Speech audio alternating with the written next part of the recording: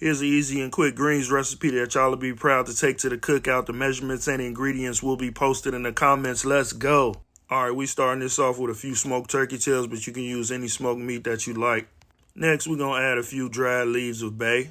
You're going to want to cover this smoked meat with a couple inches of water. You're going to bring everything to a boil, then reduce to a simmer. You know that the smoked meat is done when it can be easily pierced. Next up is chopped onion and minced garlic. All right, let's talk about green stems for a minute.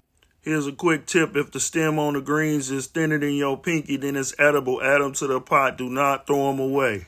All right, it's time to start adding the greens now. Add your cleaned and rinsed greens to the boiling pot liquid and mix them in the boiling pot liquid until the greens start wilting. I'm using a mixture of mustard and collard greens, but just about any mixture of greens will work for this recipe. I know this seems like a lot of greens, but greens break down really easily and you'll be able to add a lot of greens to this pot. Look at that, we got all them greens in there with room to spare. Next up, we're going to add some good olive oil. I just want to show y'all this fancy olive oil I bought.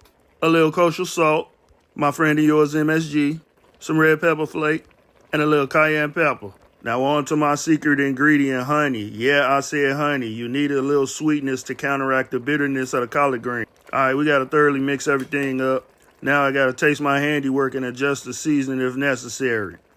Okay, that pot liquor looking kind of good already. It needed a little bit more salt though. All right, we're going to put a lid on this pot and let this simmer for a couple hours until everything is tender. And look at that. Your auntie's going to be hating on you. You bring these greens to the cookout. Like I said at the beginning of the video, the measurements and ingredient lists are going to be posted in the comments. If you make this, tag me and tell me how you liked it. Peace.